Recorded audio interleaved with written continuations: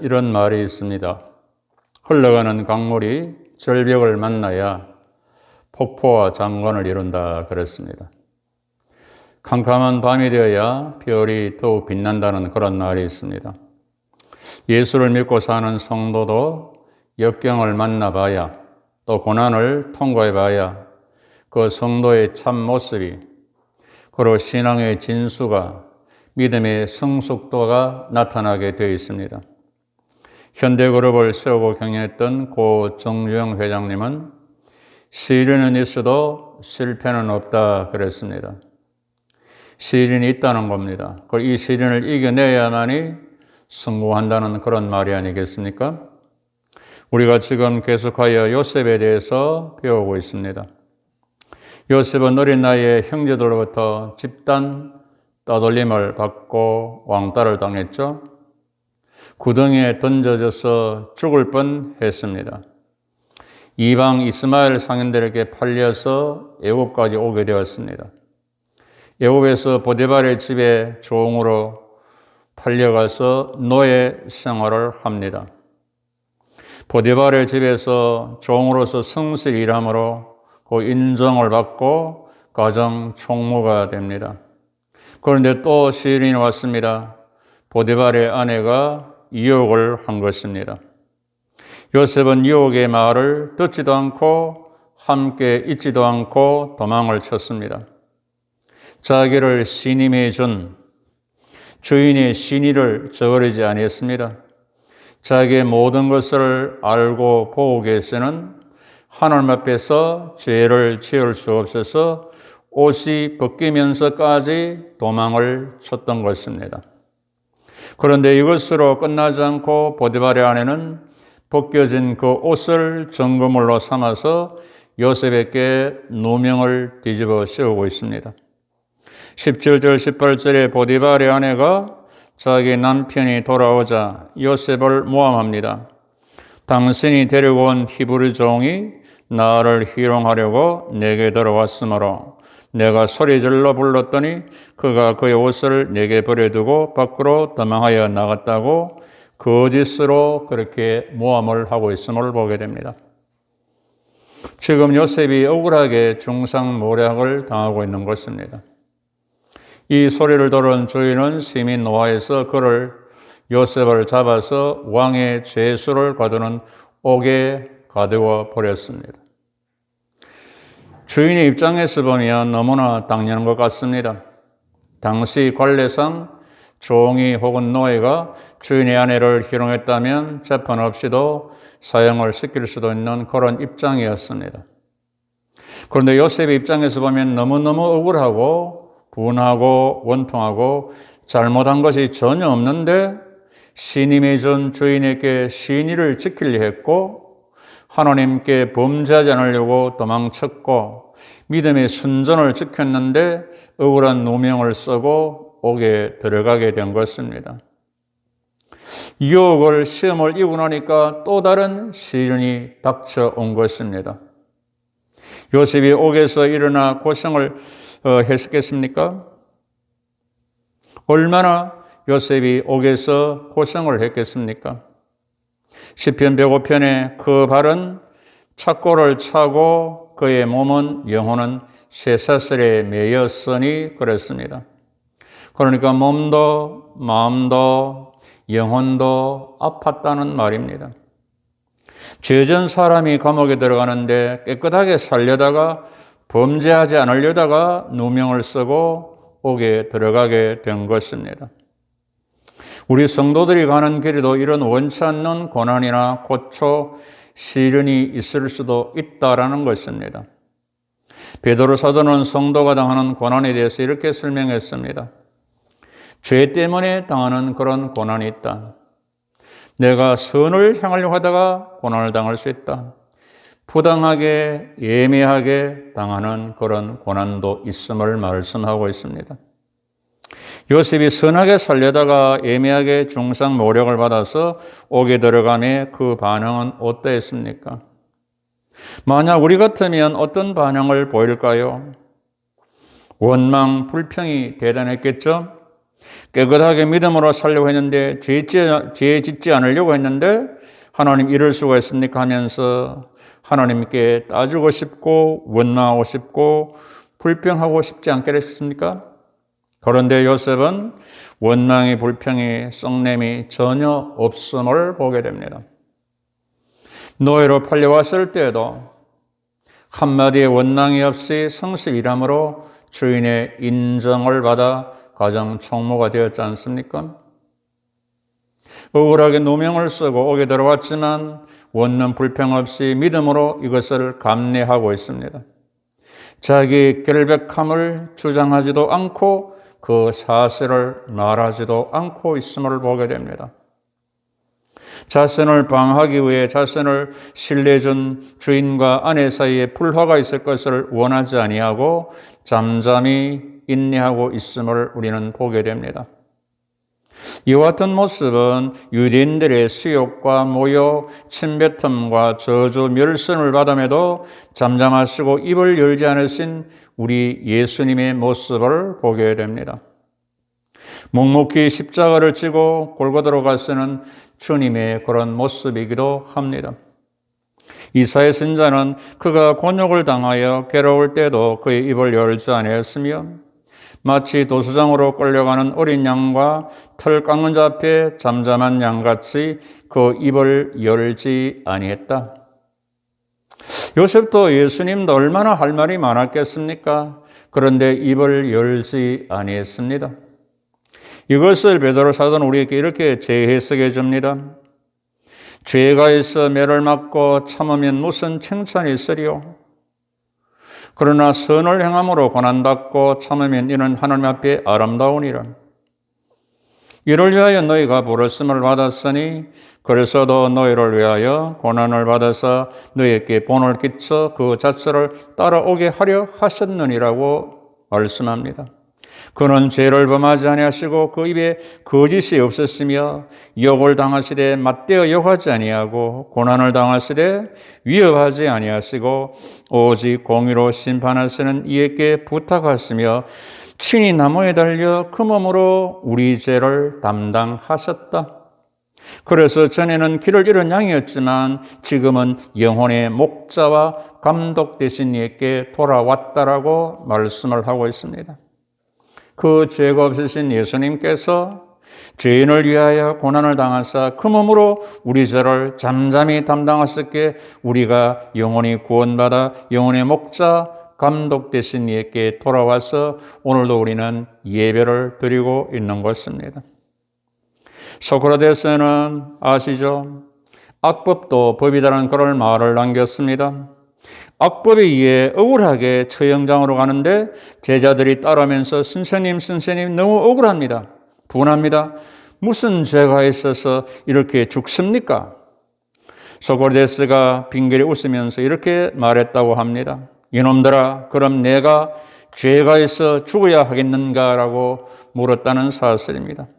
참으로 의미 있는 그런 물음이라고 생각이 되었습니다.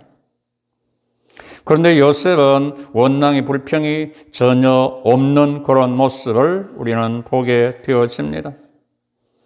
요셉은 환경을 탓하지 않고 성실히 일함으로 간수장의 인정을 받고 있음을 보게 됩니다. 골로새서 3장 22절 23절에 종들아 모든 일에 육신의 상전들에게 순종하되 사람을 기쁘게 하는 자와 같이 눈가림만 하지 말고 오직 주를 두려워하여 성실한 마음으로 하라. 무슨 일을 하든지 마음을 다하여 주께 하듯 하고 사람에게 하듯 하지 말라고 우리에게 가르침을 주고 있습니다. 우리도 때로는 말이 오해가 되고 행동이 왜곡되어 전해질 때가 있습니다. 그때 요셉처럼 예수님처럼 잠잠히 기다리며 참는 것도 좋은 것입니다. 네가 잘했네, 내가 잘했네 따지고 떠들 필요가 없다는 것입니다. 베드로 사도도 부당하게 고난을 받아도 하나님을 생각함으로 슬픔을 참으면 이는 아름다운 것이다. 이는 은혜스러운 것이라고 가르쳐 주고 있습니다. 요셉이 팔려가도 노예가 되어도 누명을 쓰고 옥에 들어가도 불평 원망 없이 승실이란 배경, 그것이 무엇이겠습니까? 그것은 바로 하나님의 살아계심과 하나님의 주권을 믿었다는 사실입니다. 그리고 하나님으로부터 받은 그 꿈을 지금 간직하고 있다는 말입니다. 선함으로 바꿔주시는 섭리적 은총의 그 하나님을 믿고 있다는 사실입니다. 하나님의 살아계심과 절대 주권을 믿는 사람, 하늘부터 받은 꿈 있는 사람, 선함으로 바꾸시는 섭리적 은총의 하나님을 믿고 사는 사람은 어떤 환경 속에서도 좌절을 낙심하지 않고 그 사건 속에 하나님의 섭리하심이 있음을 믿고 기다리게 되는 것입니다. 얕은 도랑물은 소리가 많이 납니다. 깊고 넓은 강물은 소리가 나지 않습니다. 바다는 온갖 폐수도 오수도 홍수를 다 받아들이고 수용하고 그것을 정화해 냅니다. 신앙이 얕은 사람은 소리를 급히 많이 냅니다. 그러나 신앙이 깊고 넓은 사람은 소리를 급히 내지 않고 참고 기다림이 있다는 것입니다. 바울은 고린도서 4장 4절에서 내가 자책할 아무것도 깨닫지 못하나 이로 말미암아 어렵다함을 얻지 못하노라. 다만 나를 심판하시리는 주신이라고 고백합니다. 무슨 말입니까? 내가 나를 볼 때는 흠이 없어. 완전한 사람같이 보이지만 하나님이 나를 보시면 책망할 것이 있다. 그러니 남을 정죄하지 말고 나의 어려움을 주장하지 말고 하나님께서 우리를 판단했으니 하나님 앞에서 나를 돌아보며 살아가자라는 것입니다. 여러분, 누구나 고난받는 것, 억울하게 교도소에 가는 것 원치 않습니다. 그러나 하나님 백성에게는 고난 속에 하나님의 섭리가 있음을 우리는 아셔야 합니다. 그래서 에레미야 선지자는 말합니다. 하나님의 본심을 이렇게 말합니다. 자기 백성이 고생하며 근심하며 살게 하는 것이 아니다라고 말씀합니다. 요셉의 고난에 하나님의 숨은 섭리가 있는 것입니다. 20절을 보시면 요셉이 들어간 옥이 왕의 죄수를 가두는 곳이다라고 말합니다. 그 당시 많은 감옥이 있었는데 왕의 죄수를 가두는 옥에 들어간 경우 그것이 바로 하나님의 섭리적이라 했다는 것입니다. 왜냐하면 40장으로 넘어가면 애국 왕궁의 술 맡은 관원장, 떡 굽는 관원장이 들어오게 되고 그들의 꿈을 해석하게 되고 나중에 바로 왕의 꿈을 해석하게 되는 길이 열리게 되어 결국 요셉이 애굽의 총리로 등극하게 되지 않습니까? 그래서 시편 105편 17절에 19절에 요셉이 종으로 팔렸도다. 그의 발은 착고를 차고 그의 몸은 쇠사슬에 매었으니 곧 여호와의 말씀이 응할 때까지라. 그의 말씀이 그를 단련하였도다라고 말합니다. 하나님의 계획 섭리하심이 이루어지기 위해서 요셉이 팔리고 옥에 들어가고 그 말씀, 그 꿈이 그를 요셉을 단련하고 있다. 그 말씀이 그 꿈이 이루어질 때까지 말입니다.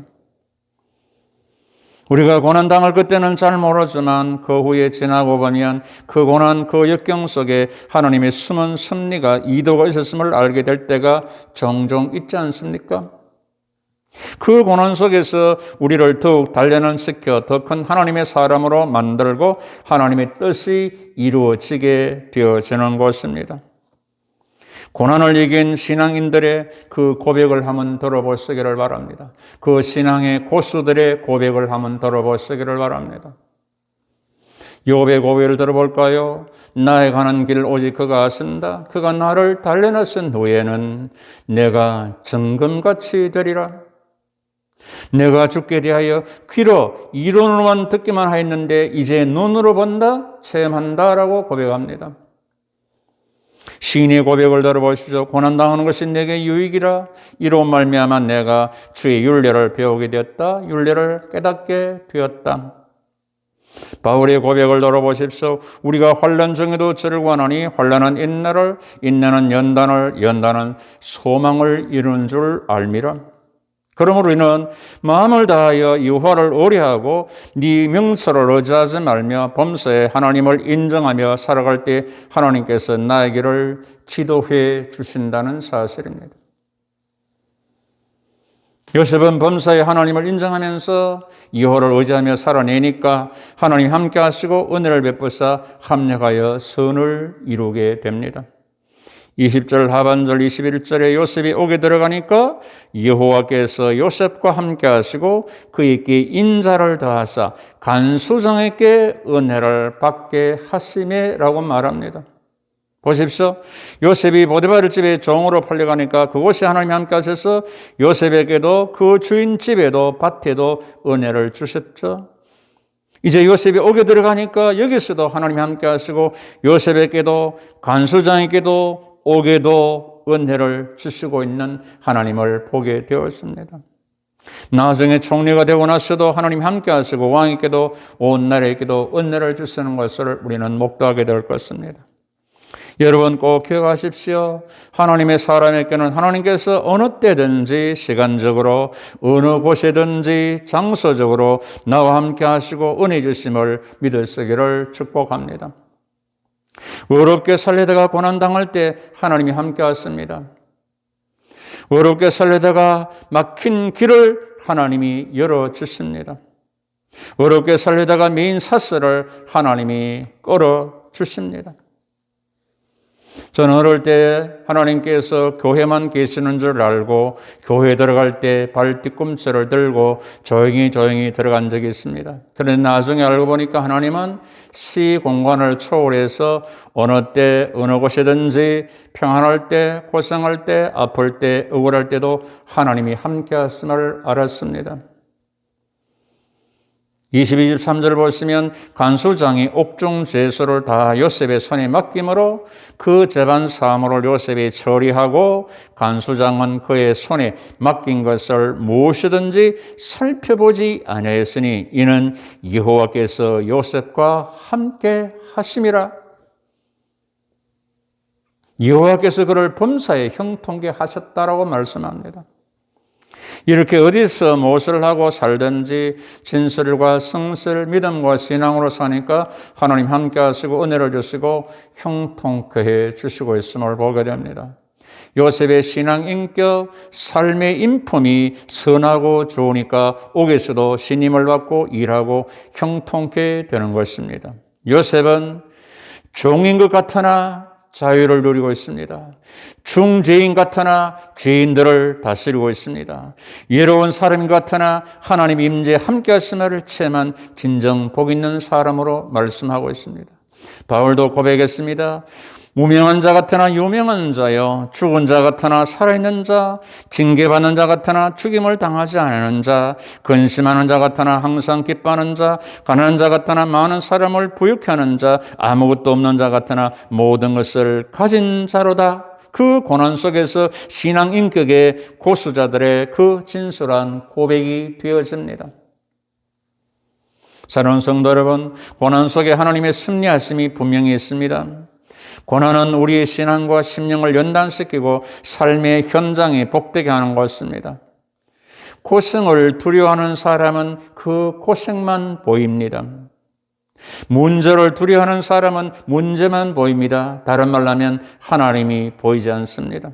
그러나 하나님을 두려워하는 사람, 즉 하나님을 경외하는 사람은 하나님이 함께 하심이 하나님의 능력이 하나님의 사랑을 보게 됩니다. 그래서 고생의 문제가 두렵지 않습니다. 그래서 우리는 선택을 해야 됩니다. 나의 고난, 고생, 문제를 두려워할 것이냐, 하나님을 두려워할 것이냐, 하나님을 경외할 것이냐 말입니다. 우리는 하나님을 두려워하여 하나님을 경외하여 하나님 함께 있음을 믿어서 모든 고난, 고생, 문제, 위기를 이기며 살아가신 하나님 사람들 다 되시기를 항상 우리와 함께 하시는 주님 이름으로 축복합니다. 여러분, 우리는 광야를 믿어바라라고 말씀하신다는 것을 우리는 다 바라갑니다. 그러니까 같은 어원에서 나왔습니다. 그러니까 광야라는 말과 하나님 말씀하신다는 말의 어원이 같다는 말입니다. 그래서 광야는 하나님의 말씀이 임하는 곳이고 하나님의 말씀을 듣는 곳이다. 광야는 하나님의 음성을 듣는 곳이고 하나님의 음성이 들려주는 곳이다. 하나님의 은혜를 받는 곳이란 말입니다. 고난, 위기, 고독, 고생, 절망의 광야에서 하나님의 말씀을 우리는 들어야 됩니다. 하나님의 음성을 들어야 합니다. 하나님을 만나야 됩니다. 하나님 함께 하심의 은혜를 받아서 우리는 회복의 삶으로 그 현장을 이기며 살아내는 것입니다. 우리 모두 하나님의 사람으로서 요셉처럼 예매의 고난을 받아도 원망 불평 탄식하는 것이 아니라 하나님이 함께 하심과 선례하심 믿고 나아갈 때 하나님이 예비하신 은총과 복이 주어지는 것입니다. 존 번연도 감옥에서 감사로 믿음으로 이길 때 천국 가는 여정을 보여주는 철로역정이라는 걸작을 남겨서 후세에 영향력을 주고 있지 않습니까? 바울도 옥에서 원망, 불평, 절망, 탄식하지 않고 찬송하고 기도할 때 옥문이 열리고 간수장과 많은 사람들이 구원을 받게 되었습니다. 하늘의 별은 어두울수록 선명해 보입니다. 심한 고난과 역경 가운데서라도 믿음의 사람에게 하늘의 진리의 빛을 보여주게 됩니다. 요셉처럼 여러 고난과 시련 속에서라도 전천후적인 신앙을 가져서 하나님의 섭리적 은총을 믿고 하나님 함께 하심의 은혜로 주신 말씀으로 꿈으로 승리해 나가서는 여러분 모두의 신앙의 선한 여정 되시기를, 고난 중에서도 영원히 함께해 주시고 섭리하시고 주변 사람들에게도 큰 은혜를 주셔서 합력하여 선을 이루어 가시고 광야에서 말씀을 주시는 주 예수 그리스도 이름으로 축복하고 축원합니다.